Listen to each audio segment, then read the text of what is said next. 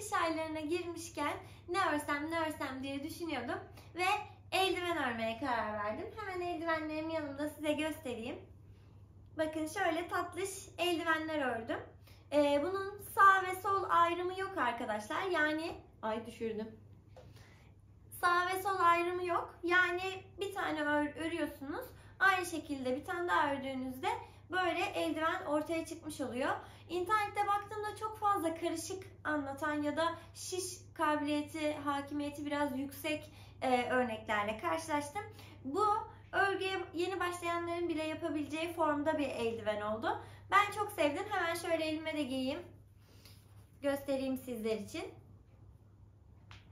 Şöyle giyiyorum. Bakın gayet güzel oldu ve muhtemelen ben bunları bu kış boyunca ellerimden çıkarmayacağım diye tahmin ediyorum. Lafı çok fazla uzatmadan hemen bu tatlış eldivenlerimin yapımına geçiyoruz. Arkadaşlar 4 numaralı şöyle bir şişim var. Misinalı kullanmak zorunda değilsiniz. Normal şişte kullanabilirsiniz.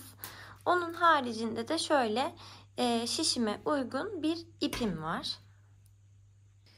Şimdi başlangıç olarak 20 tane ilmek atacağım. Ben şu şekilde atıyorum. Hiç bilmeyenler için gösteriyorum. Şöyle birinciyi şöyle döndürüyorum. Şuradan bunu tutup şöyle atlatıyorum ve birinciyi oluşturduktan sonra da şöyle şu şiş çarpıp durmasın. Şöyle birinciyi attım ve şöyle bu şekilde ilmeklerimi oluşturuyorum. Tam 40 tane ilmek oluşturuyorum. Bakın 4, 5. Bu 40 tane oluncaya kadar böyle yapıyorum. Şöyle yavaş tekrar göstereyim. Bakın buradan tutuyorum. Şöyle ipin altından alıp buradan böyle geçirdiğinizde ipi de sıktığınızda ilmekleriniz oluşuyor. Toplam 40 tane yapıp hemen geliyorum. Evet bakın 40 tane ilmeğimi attım. Şimdi bilek kısmındaki lastiği oluşturacağım. Lastiği aslında herkesin bildiği bir yöntem ama bilmeyenler için anlatıyorum. Ben bir ters bir düz yani bir önden şöyle alıyorum. İçinden geçiriyorum. İkinciye ipimi arkaya alıyorum. Şöyle ilk sırayı yapmak zordur. İkinciyi de şöyle ilmeğimin arkasına batıp ipimi arkadan dolayıp çekiyorum. Bu şekilde lastiğim oluşmuş oluyor ve 40 ilmeğin 40'ını da örüyorum. Bazı örgülerde çünkü sonuncu ilmeği örmeden alırlar kenarları düzgün olsun diye. Ama biz bu bilek kısmında kalacak ve orayı dikeceğimiz için buna gerek yok. Bu şekilde lastik örgümü 10 sıra yapacağım arkadaşlar. Bakın 4 tane ördüm daha. Burayı tamamlıyorum. Arkaya çevirdiğimde de yine önden başlıyorum. Yani bütün ilmeklerin arkasına aynısı denk gelmiş oluyor. Bu şekilde 10 sıra örüyorum. Tekrar bir tane daha göstereyim. Bakın. Önden şöyle alıyorum. İpimi öndeki şişime doluyorum. Ve içinden geçiriyorum. Arkaya attım ipimi. Burada da ilmeğimin arkasına attım şişimi. Arkadaki şişime yani hep sağ taraftakine ipimi doladım ve çıkarttım. Bakın bir düz bir ters deniyor bu işleme. Bu şekilde böyle tamamlıyorum ve bunu 10 sıra boyunca devam ediyorum. Evet arkadaşlar lastiği yaptıktan sonra bu şekilde gözüküyor. Dediğim gibi benim bu arada bileklerim gördüğünüz gibi bayağı ince. O yüzden ben 40 ilmek yaptım. Daha fazla da yapabilirsiniz ama bu esnediği için bu bile bana bol oldu. Öyle söyleyebilirim. Şimdi bir sıra düz öreceğim. Arkasında ters öreceğim. Onu da hemen nasıl yaptığımı gösteriyorum. Normal bir sıra buradaki düzü yaptığımız gibi arkadan alarak şöyle komple bu sırayı bakın arkadan batırıyorum, ipi doladım ve geçirdim. Bu şekilde bu sırayı tamamlıyorum. Evet sıramı tamamladım. Bakın şöyle tamamen burayı düz örmüş oldum. Şimdi ters örüyorum bir sıra. Yani şöyle batıp önden örerek. Burayı da bu şekilde tamamlıyorum bu sırayı komple. Evet arkadaşlar, ters örgümü tamamladıktan sonra düz yüzüne geçtim. Bakın düz, burada tam 20 tane düz ördüm. Yani ben 40 başlamıştım ya, onun yarısı oluyor. Siz de eğer daha geniş yapacaksanız çift sayı yapmakta burada özen göstermeniz gerekiyor. Şimdi burada tam orta noktasından artık çoğaltma işlemi yapacağız. Çoğaltma işleminde nasıl yapıyorum? Hemen bakın. Burada hemen şu örgümün altındaki en son, yani ördüğüm yerden şöyle bir, ipim karışmasın, ipim arkada, ilmek çıkarttım. Bu sağ taraftakine. Hemen bunu sanki ilmekmiş gibi buradan buradan ördüm. Bir de aynı şekilde bakın bu taraftaki şu boşluktan şöyle bunu buraya taktım. Bunu da öreceğim. Ama burada örerken şöyle arkadan değil, önden geçirmeye özen gösterin şişinizi ki orada delik oluşmasın.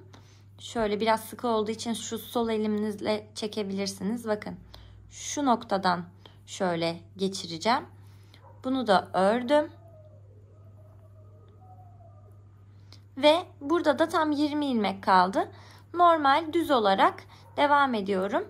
Ortada şu anda 2 tane arttırma yapmış oldum.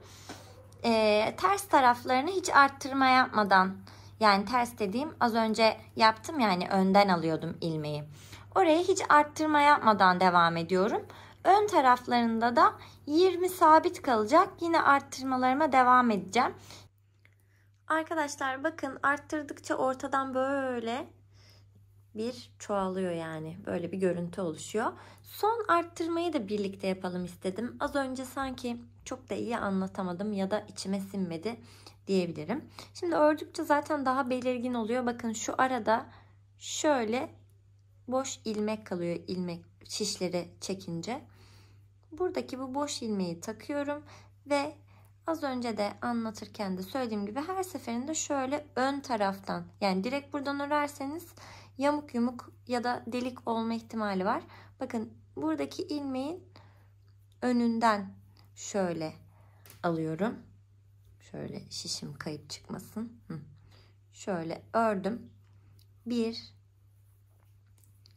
2 3 4 5 6 7 8 9 10 11 12 13 14 15 16 ve 17'yi de ördükten sonra burada son arttırmamı da yapacağım ve 18 olacak.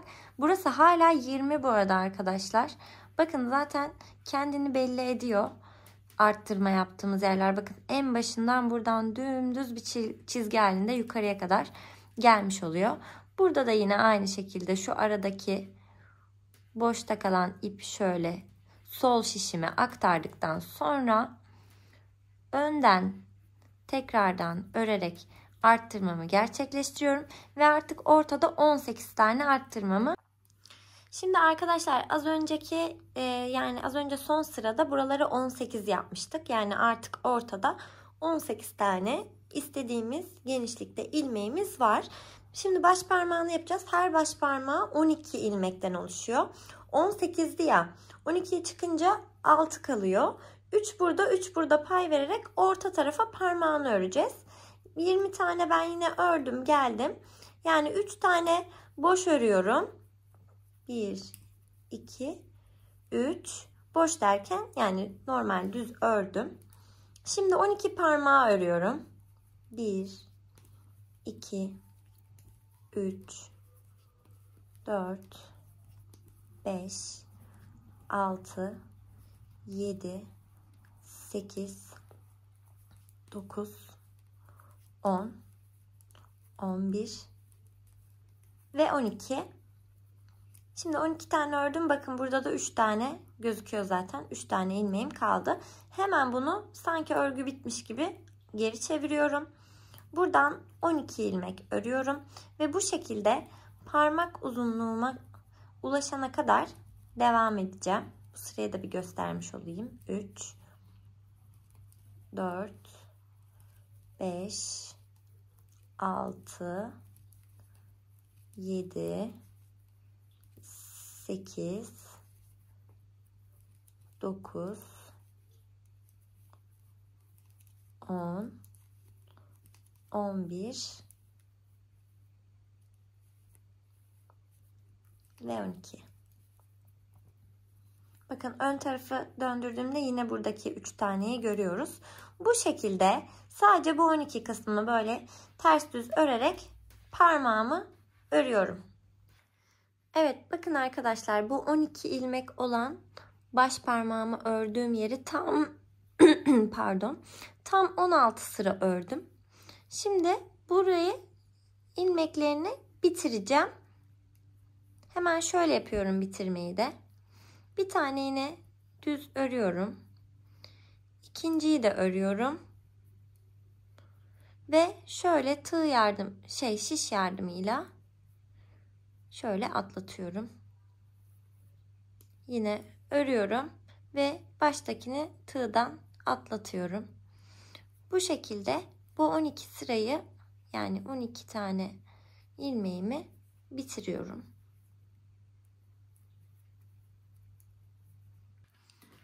Evet, bakın bitti. Şimdi buradan bu ipimi birazcık yani en sonda dikeceğim. Dikeceğim için şöyle bir iğne boyu geçecek kadar uzunlukta bırakıyorum. Kesiyorum. Ve şöyle bu ilmekten burayı kurtarıyorum ipimi çekerek. Burası benim baş parmağım olacak. Şimdi örgümde burayı örerken hani böyle gelmiştim ya. O yüzden kalan ipimi sağ tarafa bağlayarak devam edeceğim. Onu da şu şekilde yapıyorum.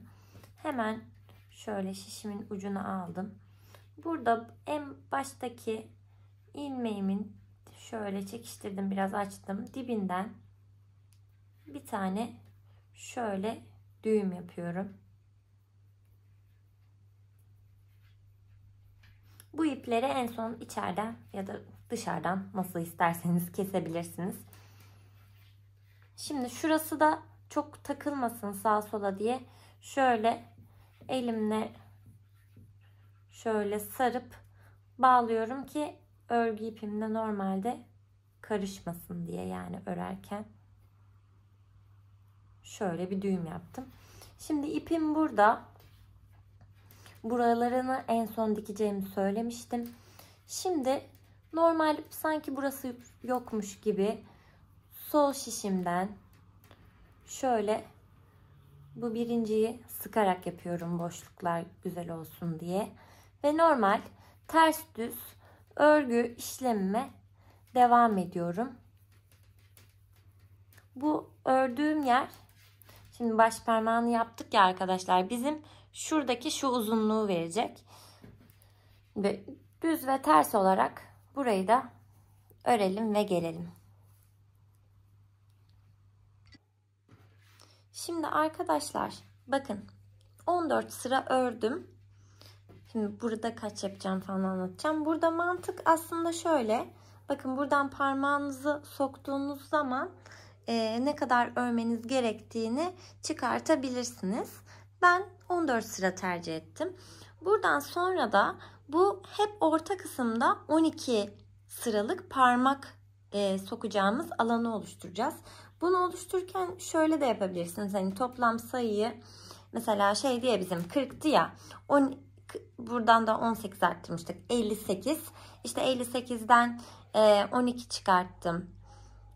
46. Hesaplayamadım bir anda.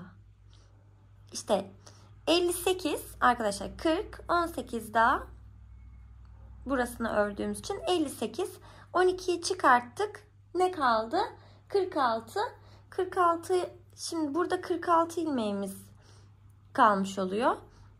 Tek tek sayarak da uğraşabilirsiniz. 46'dan da yine ortada 12 bırakacağım. Ne kaldı geriye? 46'dan 12'yi çıkartınca 4. 2'ye böldüğümde de 17 kaldı. Ama ben böyle hesaplayamadım, anlayamadım derseniz de işte ortada 12'yi sabitleyin, buraları sayın. Ya da şöyle bıraktığınız zaman bakın ortası belli oluyor. Buradan yukarıya çıkın. 6 ilmek şöyle bu tarafta kalmış oldu en orta noktadan. 6 ilmek de burası. Yine 12 olmuş oldu. Yani sonuç olarak birinci sırada benimkisi gibi yapıyorsanız buralarını 17 bırakıyorsunuz. 17 bıraktıktan sonra normal burada ördüğüm sistemde yani 12 tane örüyorum. İşte düzünün tersini örüyorum ve işaret parmağımı yapmış oluyorum. Bir 12 sıra öreyim yani 12 ilmeğimi öreyim şurayı. Geleyim üzerine beraber konuşalım. Bakın arkadaşlar, işaret parmağını ördükten sonra da bu şekilde gözüküyor. Şimdi ipimi yine sağ tarafa aldım. Diğer parmağı örmeye hemen geçeceğiz. Yani bakın, çünkü parmakların arasında şurayı ördüğümüz gibi yani şöyle bir örmeye gerek yok biliyorsunuz ki. Ve bu gösterdiğimi diğer parmaklarda da aynı formülü uygulayacağız. Şimdi sağ tarafa ipimi bağladım. Buradan hemen 12'ye parmak sayım 6 tane örüyorum. 6 burada 17 bırakmıştık hatırlarsanız. 6 tane buraya, yani ikisi de aynı şekilde ya. 17 6 6 12, küçük parmağa 5 kalıyor. Küçük parmağı da beşli bir şekilde öreceğiz. Şimdi buradan normal yine düz 6 tane örüyorum. Birinciyi sıkılaştırdım iyice. 1 2 3 4 5 6 dönüyorum geriye ve 12 tane örüyorum. 1 2 3 4 5 6 7 8 9 10 11 12 ve dönüyorum tekrardan. Ve burada hemen orta parmağımı örmüş oluyorum. Burada yani artık hep aynı işlemi göstereceğim için sıra sıra aynılarını gösterip sıkmak istemiyorum sizi. Sadece şunu söyleyebilirim. Şimdi bunu 16 sıra ördük. Bunu 22 sıra ördük. 23'te yani bitirmeyi yaptık. Orta parmağımı 24 örüyorum. Yüzük parmağımı yine işaret parmağımla ben aynı yapıyorum. 22 örüyorum. Küçük parmağımı da baş parmağımla aynı yapıp 16 tane örüyorum. Şimdi tekrar dediğim gibi aynı şeyleri izletip sizi sıkmamak için. Bakın ördükçe burası alan da kapandı zaten. Hani ben farklı uzunlukta yapmak istiyorum derseniz burada zaten parmağınızla ölçerek de şu şekilde yapabilirsiniz. Hemen örgü işlemlerimi sonuna kadar tamamlıyorum. Tekrar hatırlatıyorum. Bakın 12 ilmeğim var. 12 ördüm. Yine burada bunun yanında bir tane daha çıktı. Hemen ipimi sağ tarafa bağladım. Yüzük parmağımı ördüm. Yine böyle parmağım oluştu, kestim. En küçük kenarlara da 5 kalıyor zaten. Direkt yine ipimi sağa takıyorum. Örüyorum ve örgümü tamamen tamamlamış oluyorum böylelikle. Evet arkadaşlar, örgülerim bittikten sonra bu şekilde gözüküyor. Siz de ara ara şöyle her bir parmağa geçerken şöyle bakın, buralarda boşluklar oluşuyor. Ördüğünüz ip ve şişin kalınlığı farklıysa ya da el büyüklüğünüz de diyebiliriz buna. İstediğiniz gibi böyle ölçebilirsiniz. Bu şekilde. Şimdi birinci adım olarak şu yandan kapatmayla başlayacağım. Normal iğne ipliğim var. Şimdi hemen bu tarafta kaldı ya ip. Hemen şöyle karşılıklı getiriyorum. Ve şöyle geçiriyorum. Bakın bunun da şu iç lopundan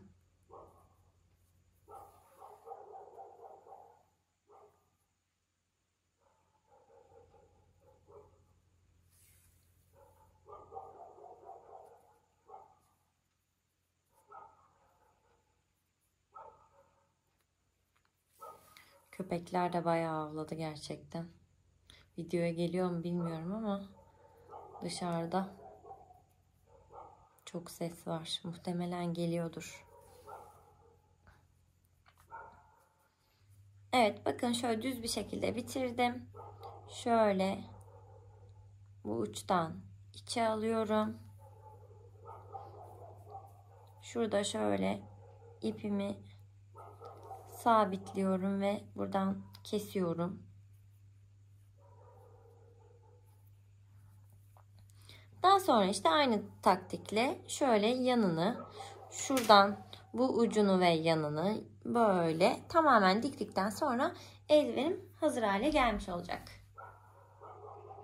Arkadaşlar son dikiş işlemlerini yaptıktan sonra da böyle gözüküyor. Ben hemen aynısından bir tane daha ördüm bu arada size göstermek için. Gördüğünüz gibi şöyle bakın, sağ ve sol, bunu videonun başında da söylemiştim en başta. Sağ ve sol birebir aynısı. Şöyle gördüğünüz gibi çok güzel oldu gerçekten. Umarım anlaşılır bir video olmuştur. Sizler de yaptığınız eldivenleri, fikirlerini ya da bununla alakalı düşüncelerinizi bana Instagram Demet Kurtdere hesabından ya da buraya yorum olarak bırakmayı unutmayın diyorum. Bir başka videoda görüşmek üzere. Hoşça kalın.